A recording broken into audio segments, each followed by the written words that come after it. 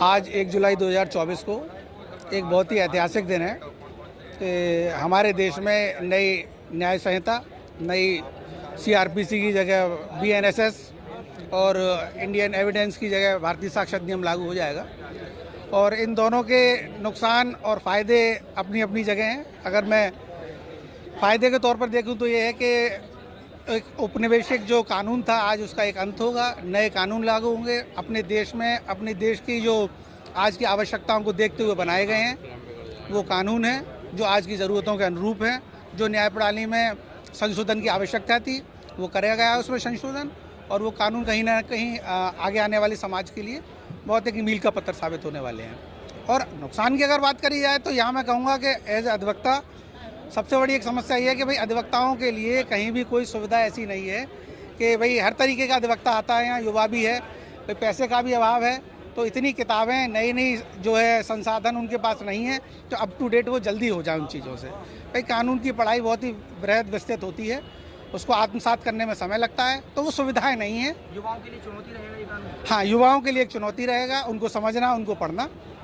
और कहीं ना कहीं इस वजह से थोड़ा सा अधिवक्ताओं का इसको लेकर एक नेगेटिव जो सिनेरियो बना हुआ है, लेकिन आगे भविष्य में पता चलेगा लाभ और हानि क्या इसके हमारे सामने आएंगे। आम जन को क्या फ़ायदा रहेगा? आम जन के लिए इस कानून में कई अच्छे जो हैं प्रावधान करे गए हैं। जैसे एक समय सीमा बांधी गई है कि उसके अनुरूप जो है जो ट्रायल है उसको ख़त्म करा जाए। तो मुझे लगता है कहीं ना कहीं जो एक लंबा जो एक चुनौती होती थी कि न्याय प्रणाली में हमेशा कहा जाता था कि जो है डेट पे डेट और तारीख पे तारीख ही चलती रहती है, तो एक उसमें जल्दी मुझे लगता है निस्तारण होगा वादों का। और जो इस समय मुझे लगता है एक विवेचना में भी एक नया संशोधन करा गया है कि विवेचक की जिम्मेदारियां बढ़ा दी गई हैं, तो वो भी मुझे लगता है कहीं ना कहीं आम जन के लिए बहुत ही जो है हितकारी होगा। क्या नाम लिखते हैं आपका? विनय यादव, पूर्व शासकीय अधिवक्ता फौजदारी। ये स्वतंत्र भारत के प्रत्येक नागरिक के लिए बड़ा गर्व का विषय है कि ब्रिटिश काल के औपनिवेशिक जितने भी कानून थे उनको रद्द कर दिया गया, ख़त्म कर दिया गया, और नए कानून यानी कि इंडिया की परिभाषा को लुप्त करते हुए भारत की परिभाषा को एक शानदार तरीके से प्रभावी किया गया है। और इसमें कानूनों में जैसे साक्ष्य पे ज़्यादा ध्यान दिया गया है, इलेक्ट्रॉनिक डिजिटल साक्ष्यों को अमल में लाया जाएगा। इसमें विवेचक की जिम्मेदारी तय की है, यानी कि झूठे मुकदमे लिखेगा तो अदालत उस पर भी एक्शन लेगी। पहले ऐसा कोई प्रावधान नहीं था। 7 साल से अधिक की सज़ा वाले जितने भी केस होंगे उनमें फॉरेंसिक जांच को अनिवार्य रूप से किया गया है कि उसकी फॉरेंसिक जांच अनिवार्य रूप से की जाएगी। इलेक्ट्रॉनिक साक्ष्य भी मान्य होंगे।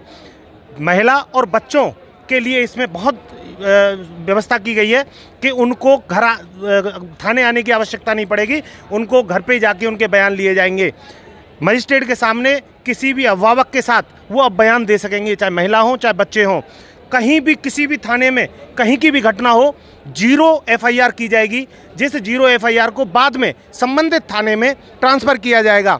3 वर्ष तक के जितने भी छोटे मुकदमे होंगे जिनमें 3 वर्ष तक की सज़ा होगी, उनको DSP या DSP से ऊपर के रैंक के अधिकारियों की परमिशन से ही उनको गिरफ्तारी की जाएगी, अन्यथा उनकी गिरफ्तारी नहीं होगी। इन कानूनों को बहुत ही मजबूत तरीके से पेश किया गया है। और सबसे बड़ी बात है कि ये भारत की परिभाषा को सार्वजनिक कर रहे हैं, इंडिया की परिभाषा को लुप्त कर रहे हैं। हमारा देश हिंदी भाषी है, हमारी मातृभाषा हिंदी है, और हिंदी भाषा के नाते भारत के नाम से ये कानून बनाए गए हैं तीनों, और ये बहुत ही अच्छे तरीके से लागू होंगे और लोगों को न्याय मिलेगा, निर्दोष सजा से बचेंगे।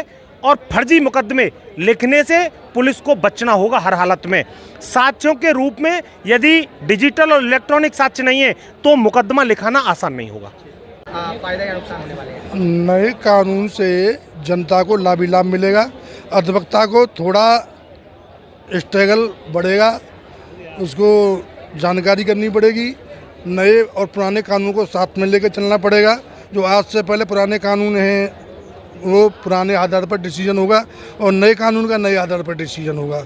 अधिवक्ता का सबसे बड़ा यही है कि उसे मेहनत ज़्यादा करनी पड़ेगी और जनता को एक समुचित और सुलभ न्याय मिलेगा। आम जन के लिए फ़ायदेमंद होगा या नुकसान? फायदेमंद रहेगा।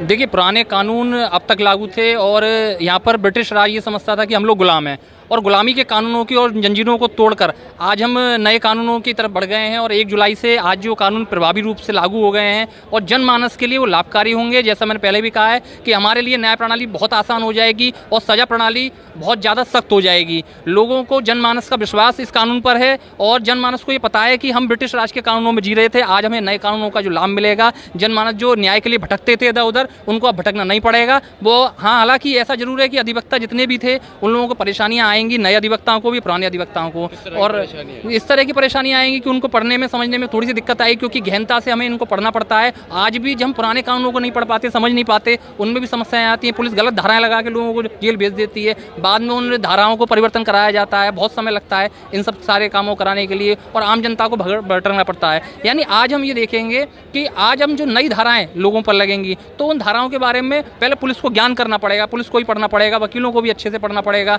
और दोनों को पढ़ने के बाद ये देखा जाएगा कि हम नए कानूनों का लाभ हर मानस को, हर जनमानस को मिलेगा।